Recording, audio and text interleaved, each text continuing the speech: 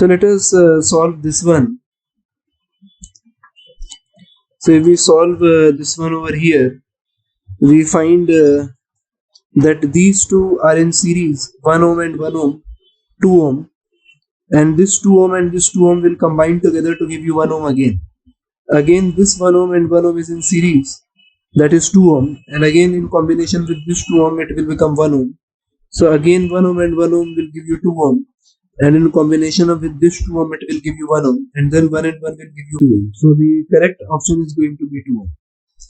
And for the sake of solving, I am showing you one set of calculation because the circuit is repeating itself. So I am drawing it this way, that this is 1 ohm, this is 1 ohm, and this one is 2 ohm.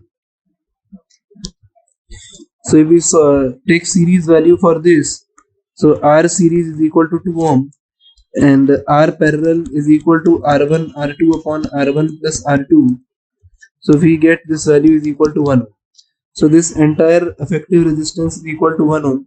So I can again redraw it as 1 ohm and then repeat this circuit. So on solving, in the end we add 1 plus 1, that is 2 ohm is the correct answer.